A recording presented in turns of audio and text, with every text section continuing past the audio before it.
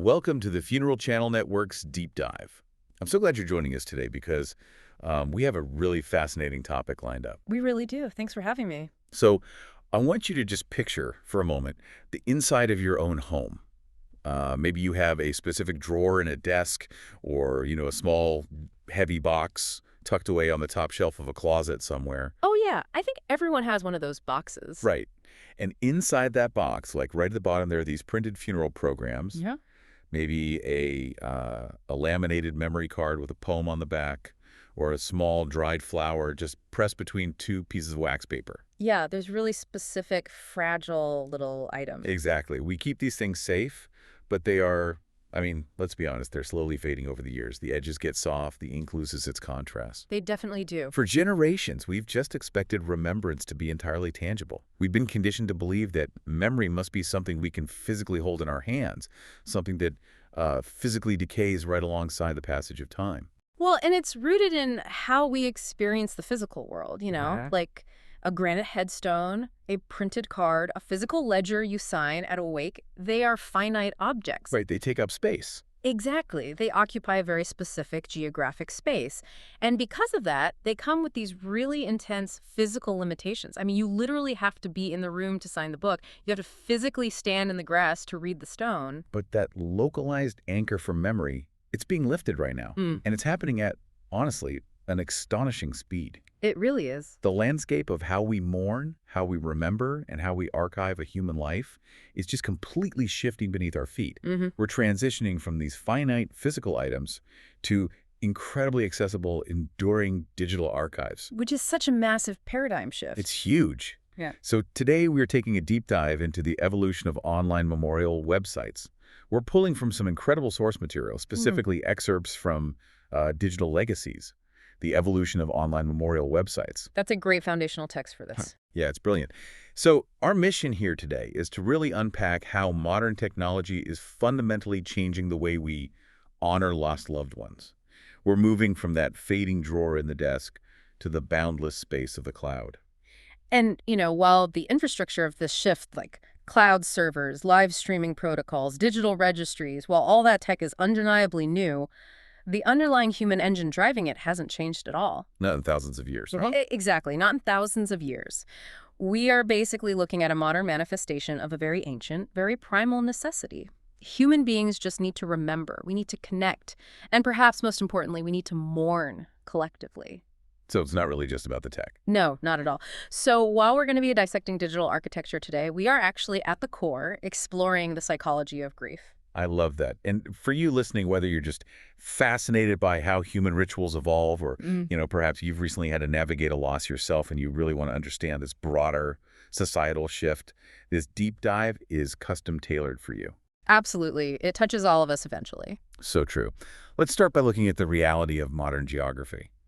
Because we don't live in the same village our whole lives anymore, do we? We definitely don't. The idea of the entire extended family living within like a 5-mile radius of the local church is, for the vast majority of people anyway, it's a total relic of a past century. Right. The modern family map is incredibly fractured. Fractured is the perfect word for it. People relocate for college, they move for careers, for relationships.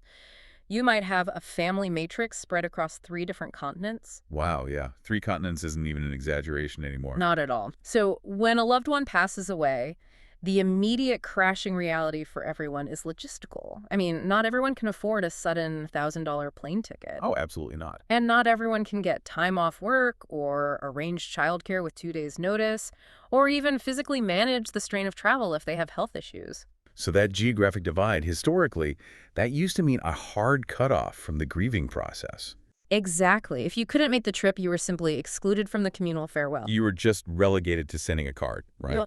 Like just sitting quietly in your living room, completely isolated from that shared emotional experience. It was incredibly isolating. Think of a traditional memorial service like a highly exclusive private gallery. To experience it, to see the portrait of the person's life, you have to travel miles and miles. Wow. You have to endure all that friction of travel just to stand in the room. That's a really good analogy. But a dedicated digital memorial functions completely differently. It's like a beautifully curated, globally accessible museum that never closes its doors. anyone, anywhere, can walk inside at 2 a.m. or 2:00 p.m. And that shift from a private gallery to a global museum, it does something profound on a psychological level. It effectively democratizes grief. Democratizes grief. I like Yeah. that phrase. Yeah, because when you remove the financial and physical barriers to participation, you are validating the grief of the peripheral network. The childhood friend who's living in Tokyo and the former college roommate in London, they can suddenly stand virtually shoulder to shoulder with the immediate family sitting in New York. Wow. So they aren't just passive observers receiving news of a death. No, they become active participants in the remembrance. But, this naturally begs a massive question. When we talk about staying connected across continents and, sharing photos and posting memories, doesn't that infrastructure already exist? You mean social media? Yeah. I mean, isn't that literally what social media was built to do? Why do we need a separate dedicated memorial website when literally everyone is already networked on these massive social platforms? It's a fair question, but the answer is pretty stark.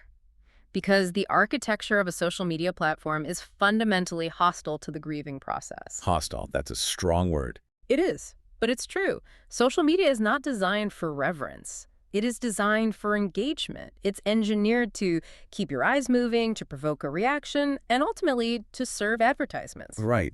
Oh man, think about the cognitive whiplash of a standard social media feed. It's intense. It really is. You're scrolling on your phone, you see a picture of someone's overly curated breakfast, you scroll down, there's a highly polarized political argument, you scroll again, there's a targeted ad for, like, running shoes. Yeah, or a detergent commercial. Exactly. And then, sandwiched right between the running shoes and some viral meme, is a heartbreaking, deeply vulnerable post from a friend announcing the sudden death of their mother. It is incredibly jarring. The context is completely fractured there. And from a psychological standpoint, experiencing profound loss in a space cluttered with that much mundane noise, it creates a severe cognitive dissonance. It feels almost disrespectful. It does feel disrespectful, even though the person posting it is just trying to reach their network. They're just using the tools they have. But furthermore, social media operates on a river-like algorithm. Meaning things get washed away. Exactly. That tribute post will inevitably be pushed downstream. Within 48 hours, it's buried beneath an avalanche of new content. It doesn't endure, it simply washes away in the current. It's the equivalent of trying to deliver a heartfelt, weeping eulogy while standing in the middle of a crowded, loud shopping mall food court. That's exactly what it's like. People might hear you for a second, but then they just go back to eating their fries. Right. Dedicated memorial websites pull the user completely out of that chaotic town square. Okay, so it's a totally different environment. Entirely. When you click the link to a dedicated memorial page, you are effectively stepping into a quiet, purposeful digital sanctuary.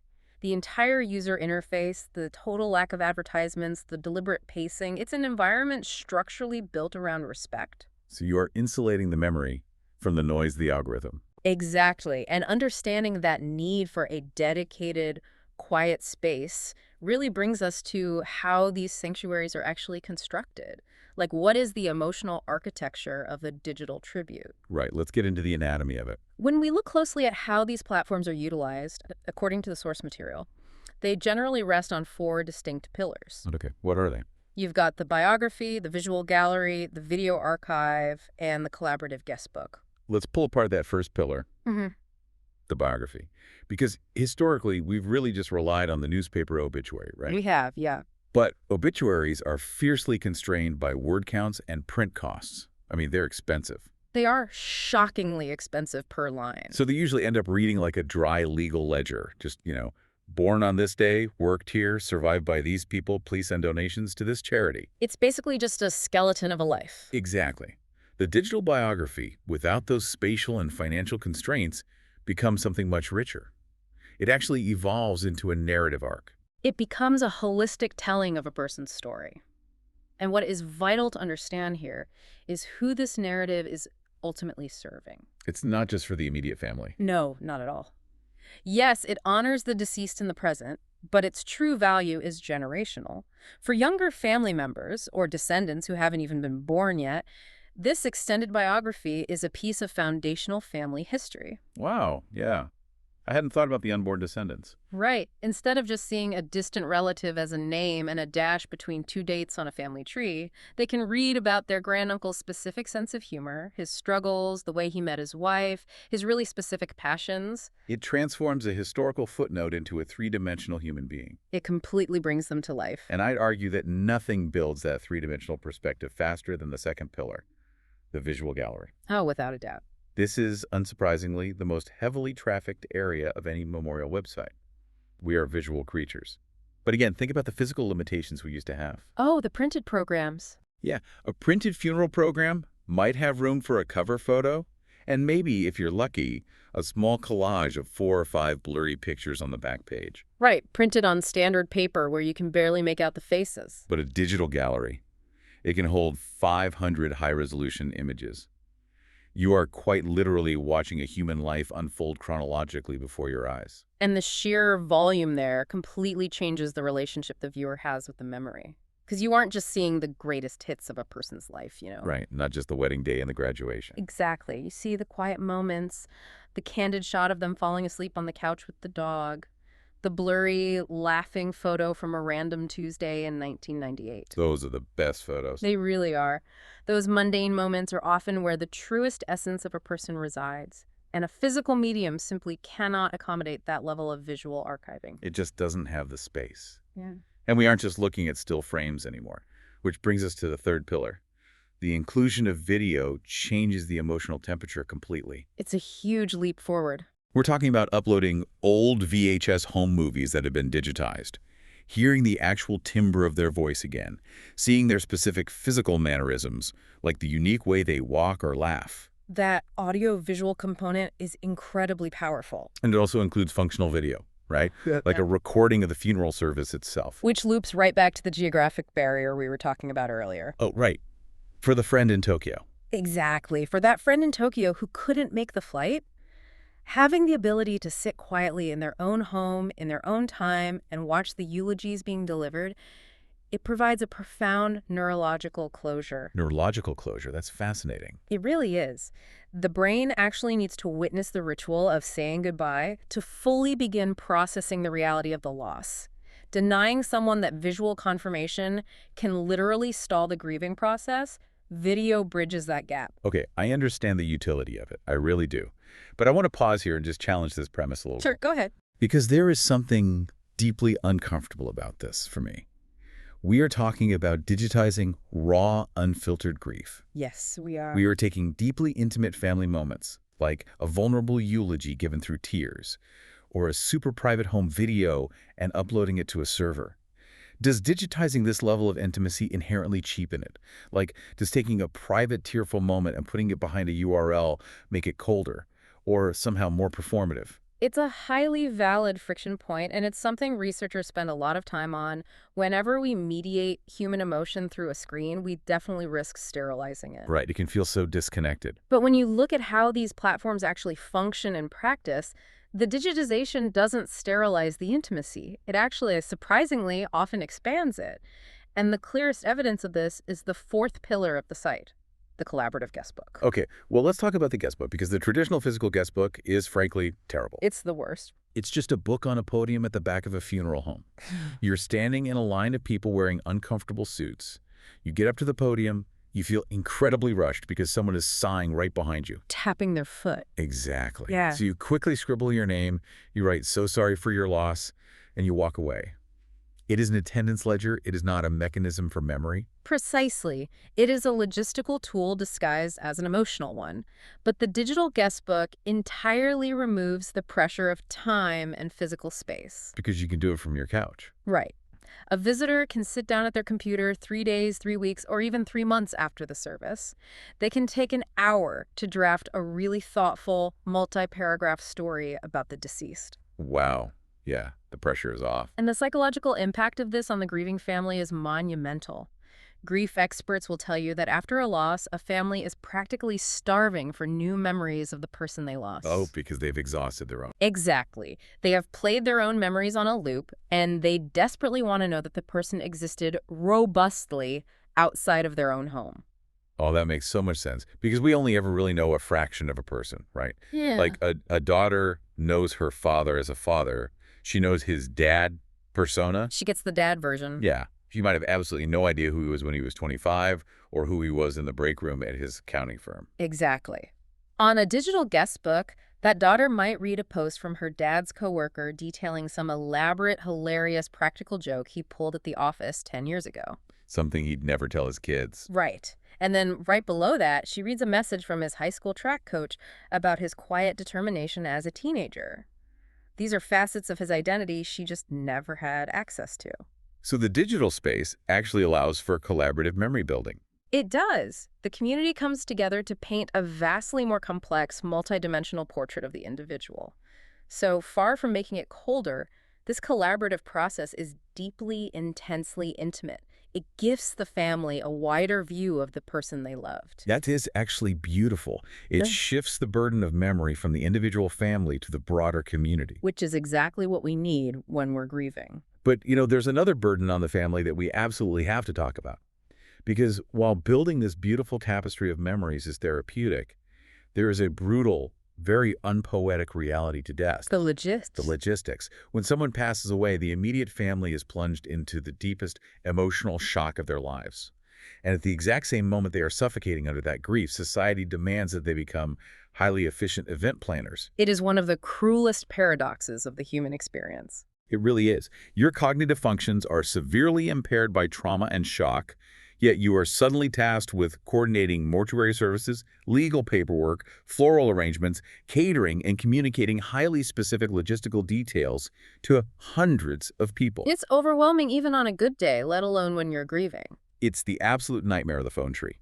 Historically, you'd have to call your aunt, tell her the devastating news, and then ask her to call 3 cousins to tell them that the viewing is at 4:00 p.m. on Thursday at the funeral home on Elm Street. Not the one on Oak Street. Right, not the one on Oak Street. And by the time the message gets to the 3rd cousin, the time has changed, the address is wrong, and the grieving family is fielding 50 text messages asking for directions while they are literally trying to pick out a casket. It is a recipe for a psychological breakdown. Which is why the practical logistical function of a centralized digital hub cannot be overstated here. It acts as a neurological relief mechanism for the immediate family.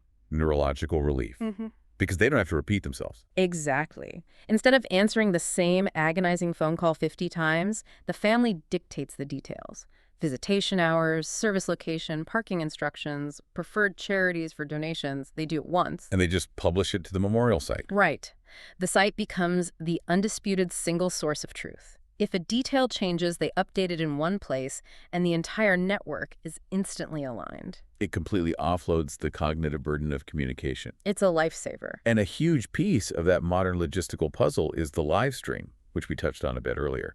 Hosting a live broadcast of the service directly on the memorial page has evolved from just a niche option to an absolute necessity. Especially post-pandemic. Oh, absolutely. Oh, And it wow. removes the friction of trying to email a complicated Zoom link or a confusing passcode to an 80-year-old relative. The stream just lives right there on the page dedicated to the person. It's so much more accessible. But, consolidating all this highly sensitive information, the location of a grieving family, the exact time they will be out of their house, vulnerable photos, live stream feeds, it brings us to a critical junction regarding security. Oh, privacy. Yeah, that's huge. Grief places a family in a state of immense vulnerability. When everything in their emotional world feels like it's spinning wildly out of control, having agency over their privacy is paramount. I can imagine. You don't necessarily want the worst day of your life indexed by a search engine for literally anyone to stumble across. Definitely not. These platforms seem to offer a sliding scale of visibility, though. Like some families choose to make the site entirely public. They want a massive open-door celebration of the person's life where strangers can wander in and see the legacy. But others want the digital equivalent of a locked room. And the architecture of these sites allows for that granular control. A family can password protect the entire domain, ensuring that only trusted individuals within their specific social matrix can access the photos, the live stream, or the guest book. That's reassuring. It is. This isn't just a technical feature. It is a boundary-setting tool during a period of acute emotional exposure. It allows the family to dictate the terms of their own mourning. And within those boundaries, however wide or narrow they set them, there is the ability to actually make the space feel like the person. Customization is key. Yeah, it's not just filling out a sterile, standardized black and white form. If you're creating a memorial for an avid gardener, the interface can reflect that. Earth tones, floral motifs, imagery that really echoes their passion. Or if it's for a musician, the aesthetic can lean into that identity with instruments or concert themes. You are customizing the pixels so that when someone arrives at the page, the digital atmosphere actually evokes the personality of the deceased. It's about setting an emotional tone, because the visual environment really dictates how a visitor interacts with the space. Oh, that makes sense, like walking into a cathedral versus a coffee shop. Exactly. If the page feels rigid and formal, visitors will leave very formal, rigid condolences. If the page feels vibrant, highly personalized, and warm, it gives permission to the community to share those funny, warm, idiosyncratic stories we discussed earlier. Okay, I see the immense value here. The Uh-huh. infinite space, the logistics, the collaborative storytelling. It's brilliant. But I still have a fundamental hang-up. Let's hear it. Humans are physical creatures. When we are grieving, we have a biological need to hold on to something, to grasp a tangible object. Does all this focus on beautiful digital interfaces alienate the people who need a physical token of remembrance? Like the older generation. Or anyone, really? Yeah. Are we suggesting that the physical funeral program, that piece of cardstock you hold in your hand at the service, is just going to go extinct? It's a crucial question, and the answer is definitively no. We are not looking at an either scenario here. Really? It's not a replacement? Not at all. The digital memorial is not an assassin of the physical keepsake. It is an expansion of it. The most effective mourning practices recognize that the physical and the digital serve completely different, yet entirely complementary psychological functions. Okay, so how are the institutions that have historically built these physical objects actually adapting to this? Well, look at established organizations in the memorial industry. For example, companies like the Funeral Program site. Well, I know them. Right. For years, their core identity has been providing high-quality, tangible products, beautifully printed funeral programs, customized memorial cards, physical bookmarks. All the stuff you physically hold. Exactly. They understand the profound sensory comfort of running your thumb over heavy stock paper during a difficult eulogy, but they have strategically adapted to the digital age. They haven't abandoned the printed page. Instead, they have integrated ready-to-use digital website services directly alongside their physical products. They realize the modern mourner requires both. It's like, let me try an analogy here. Think of the printed funeral program as the beautifully designed movie trailer, or an incredibly elegant hand-drawn map. I like where you're going with this. It gives you the essential topography. It has the order of service, the lyrics to the hymn, maybe one stunning portrait on the cover. It grounds you in the present physical moment of the funeral. It anchors you to the room. Right. But the memorial website is the entire cinematic universe. The physical card is the key, but it has severe spatial limitations. You can only print so many words before it becomes a textbook. And no one wants to read a textbook at a funeral. Exactly. The digital site holds the infinite overflow. That is exactly how they interact. The physical item provides immediate tactile comfort. The digital item provides exhaustive, enduring depth. And the technological bridge between these two realms is both incredibly simple and highly elegant. What is the bridge? The QR code. Oh, wow. The QR code. I really appreciate how seamless that is. We are so used to QR codes being used for, restaurant menus or boarding passes. Right, very utilitarian stuff. But applying them to a deeply emotional event solves a massive bottleneck. It completely eliminates the friction of transition. Imagine this. You are sitting in the pew. The service is concluding. You are holding this beautifully printed program from the funeral program site. Right. You flip it over, scan the code with your phone camera, and without typing a URL or trying to search a registry, you are instantly transported from the physical space of the chapel into the boundless digital archive. It bridges the physical reality of the body with the digital reality of the legacy. That is brilliant. It ensures that when people walk out of the physical doors of the church, the experience of remembrance doesn't just abruptly terminate. Exactly. They take the digital portal home with them in their pockets. Which brings us to a massive shift in how we understand the timeline of grief. With the physical and digital perfectly linked, what actually happens to this site weeks, months, or even decades after the funeral casseroles have stopped arriving? The long tail of memory. Yes, the long tail, because the traditional physical model of a funeral implies that grief is an event, You have the wake, you have the burial, you have the reception, and then the calendar just moves forward. But human psychology does not work that way at all. No, it doesn't. Grief is not an event. It is an enduring, evolving process. And this is where physical media ultimately falls short, doesn't it? It does. A printed program must be finalized, proofread, and sent to the printer before the funeral even happens. Once it is printed, it is locked in stone. It freezes the deceased in that specific moment in time. It has zero flexibility. It can't adapt to how the family's grief changes over time. Exactly. But a digital memorial possesses what we might call therapeutic flexibility. The archive is living.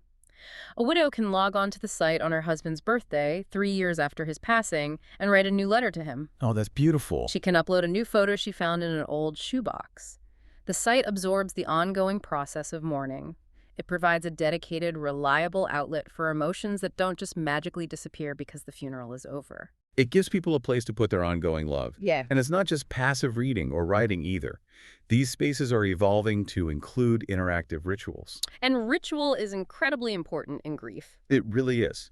We used to go to the physical cemetery to lay down flowers or light a physical candle. Now, digital platforms incorporate features where visitors can leave a virtual flower or light a digital candle on the page. Which might sound trivial on the surface to some people. Yeah, like a video game mechanic. Right, but neurologically, engaging in a small, deliberate act of remembrance, even a digital one, it reinforces the communal bond. It signals to the family, I was here today, I am still thinking about them. It transforms the visitor from a passive consumer of a web page into an active participant in an ongoing legacy. Exactly. And an even more profound interactive element is how these sites facilitate charitable giving. It's very common now to see direct links on the memorial page to a foundation or charity that was deeply meaningful to the deceased. It turns the page into an engine for action. It is the ultimate form of compassionate legacy building. It allows the family to take the heavy, often paralyzing weight of their grief and instantly translate it into tangible, positive momentum in the real world. That's incredibly empowering. If the person loved animals, for instance, their digital memorial might raise thousands of dollars for a local shelter over the course of a decade. The life ended, but the influence of the life continues to operate in the world through this digital conduit. Wow. But let's push the timeline out even further. Beyond the immediate years of intense mourning, beyond the annual birthdays, let's talk about the generational scale. This is where it gets really mind-bending. It does, because we are effectively crowdsourcing massive, highly detailed databases of human lives. These platforms are becoming an unprecedented genealogical goldmine. Consider the immense frustration of a modern genealogist or a family historian. When they look back 3 or 4 generations, what do they actually find? Ghost paperwork. Yeah, they find census data, a ship's manifest, a birth certificate, and a death certificate. They find data points, but they find absolutely zero humanity. The texture of the life is completely erased by time. You know the exact year your great-great-grandfather was born, but you have no idea what his laugh sounded like or what he was terrified of or what his favorite book was. Precisely. But the digital memorials being built today operate as pristine time capsules. They contain the high-definition video, the hundreds of photographs, the deeply personal anecdotes from coworkers and childhood friends. It secures all of that. They secure the rich, complicated texture of a human life and prevent it from decaying. They serve as an incredibly robust archive for descendants who won't even be born for another 50 years. Okay, building archives for the future is an incredible concept. But, this forces us to look at where the technology itself is inevitably heading. We have to look forward. Right, because the tools we're using today, websites, JPEGs, MP4 videos, they're going to seem incredibly primitive very soon. We have to talk about the integration of virtual reality and artificial intelligence into the grieving process. The frontier of grief tech is expanding so rapidly right now. We are already seeing platforms conceptualizing virtual reality spaces. VR memorials. Yeah. Instead of scrolling down a flat, two-dimensional web page, imagine putting on a headset and physically walking through a meticulously rendered, three-dimensional digital garden. Okay, that sounds wild. As you walk past a specific tree, an AI-curated timeline triggers an audio file of your loved one's voice, while a holographic projection of a photograph just hovers in the air. All right, I need to hit the brakes here. We need to look at this critically. I know it's a lot to process. It is. Put yourself in the shoes of someone who's deeply grieving.